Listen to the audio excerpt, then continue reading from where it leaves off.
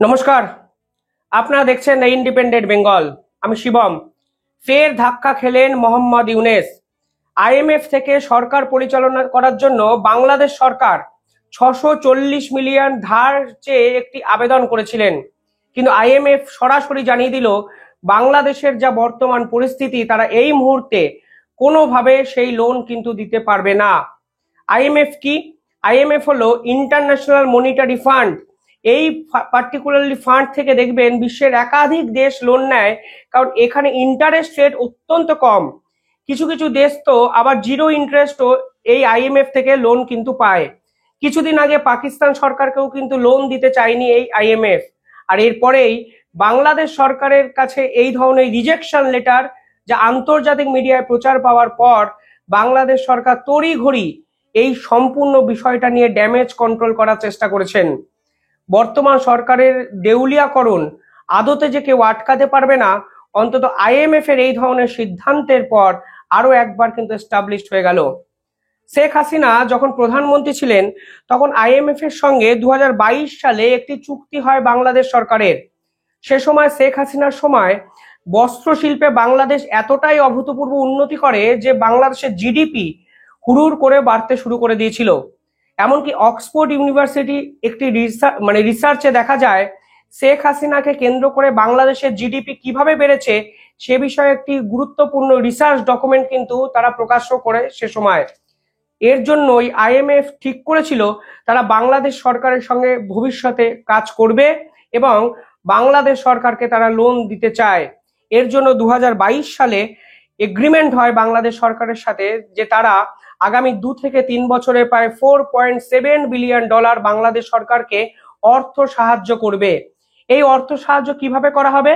এই অর্থ সাহায্য করা হবে 7টা ইনস্টলমেন্টে, অর্থাৎ একবারে সেই টাকাটা না দিয়ে ধাপে ধাপে ধাপে ধাপে বাংলাদেশ সরকারকে এই $4.7 বিলিয়ন ক্লিয়ার করবে আইএমএফ।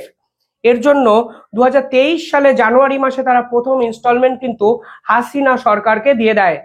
পরবর্তীকালে ডিসেম্বর 2023-এ আরো একটা ইনস্টলমেন্ট কিন্তু আইএমএফ ক্লিয়ার করে। 2024-এর জুনে আইএমএফ সব থেকে বেশি বড় ইনস্টলমেন্টই দেয় বাংলাদেশ সরকারকে, যার পরিমাপ ছিল $1.4 বিলিয়ন। কিন্তু এরপর থেকেই মোহাম্মদ ইউনেস সরকারকে অর্থ সাহায্য করা বন্ধ করে দেয় আইএমএফ। সেপ্টেম্বরে একটি রিপোর্ট প্রকাশ হয়।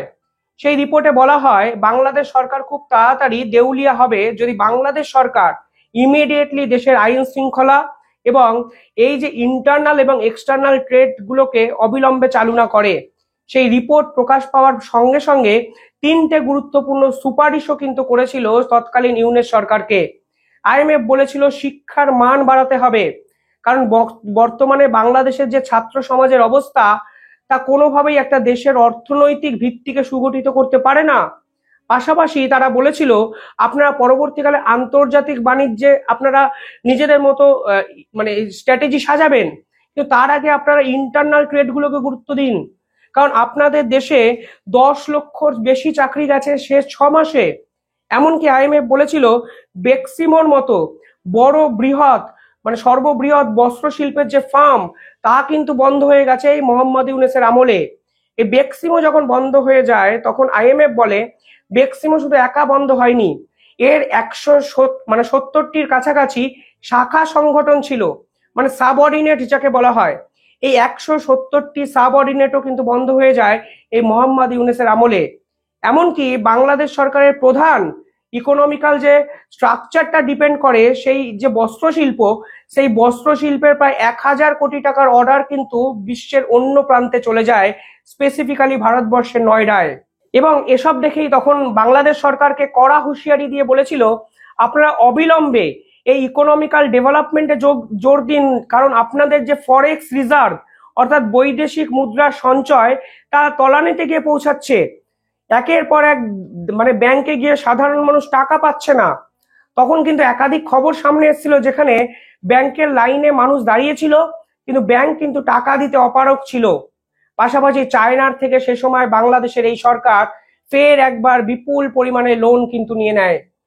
সে সময় আপৎকালীন ভিত্তিতে জো বাইডেন কিন্তু মোহাম্মদ ইউনেসকে সাহায্য করেছিলেন, কিন্তু ডোনাল্ড ট্রাম্প এবং ইলন মাস্ক জুটিয়ে এসে এই ইউএসএইড এর টাকা যখন সম্পূর্ণভাবে বন্ধ করে দেয়, তখন বাংলাদেশ সরকার আদতে নিজেদের অবস্থানটা ঠিক কোথায় আছে তা কিন্তু তারা বুঝতে পারে।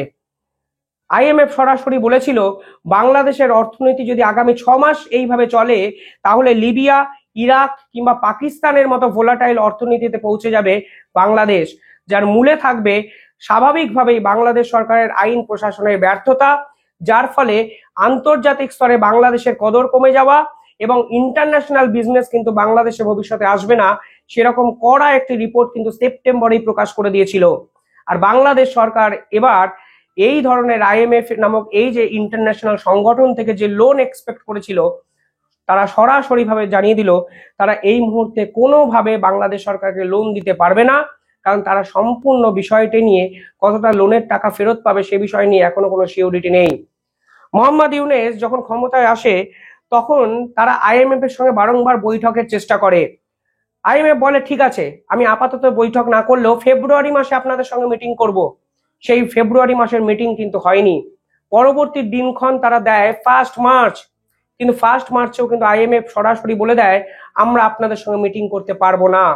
পরবর্তী যে ডেট তারা দিয়েছে, এরপরে মোহাম্মদ ইউনূস হয়তো বুঝে গেছে এই সরকারের উপর বাজি আন্তর্জাতিক কোনো সংস্থায়, বিশ্ব ব্যাংক, আইএমএফ কেউ আর ধরছেই না, কারণ তারা এবার বলেছে আমরা সবকিছু ঠিক থাকলে আপনাদের সঙ্গে জুন মাসে একটি বৈঠক করতে পারি। কিন্তু আপনারাও হয়তো বুঝতে পারছেন এই ফেব্রুয়ারি থেকে জুন বাংলাদেশের অর্থনৈতিক ভাড়ারের যা অবস্থা তা তারা কিভাবে সামলাবেন সেটাই একটা সব থেকে বড় প্রশ্ন।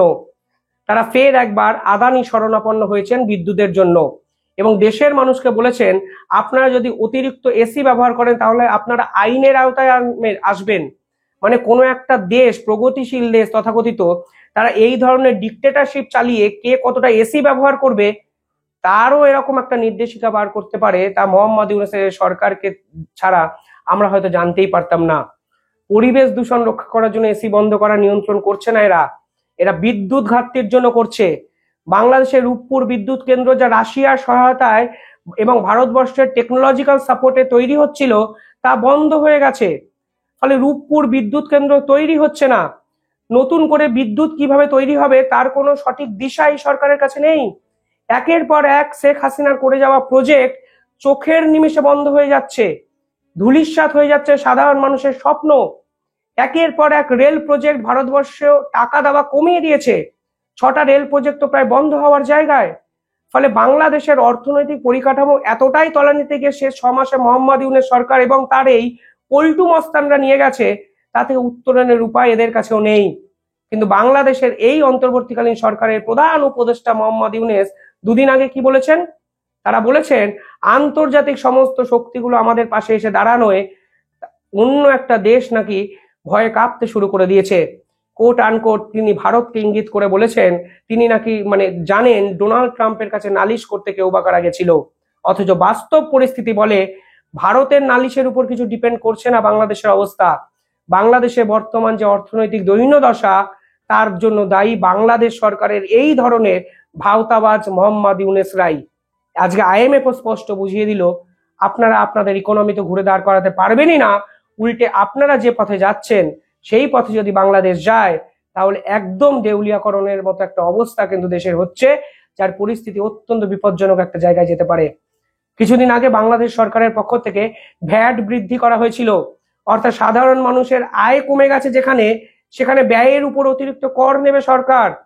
শেখ হাসিনা মুখ খুলে বলেছিলেন এইভাবে একটা সরকার ভ্যাট বৃদ্ধি করতে পারে না, এর জন্য পার্লামেন্টের ডিসিশন করতে হবে।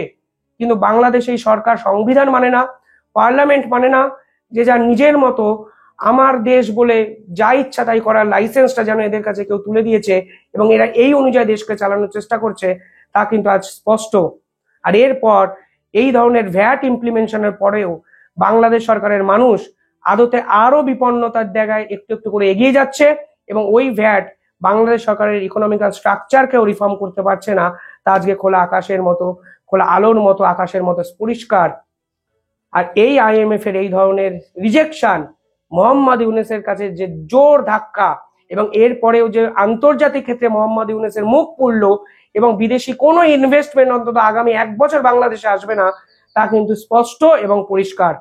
এরপরেও বাংলাদেশ মিডিয়া যদি সাধারণ মানুষকে আয়নার মতো আসল চিত্রগুলো না দেখায়, তাহলে কিন্তু বাংলাদেশের এই বর্তমান অবক্ষয়ের জন্য বাংলাদেশের এই যমুনা টিভির মতো এই ধরনের সংবাদ মাধ্যমগুলো কিন্তু দায়ী থাকবে, এবং সাধারণ মানুষ কিন্তু এদেরকেও কোনো না কোনো দিন ছেড়ে কথা বলবে না, তা কিন্তু আপনারা জেনে রাখুন।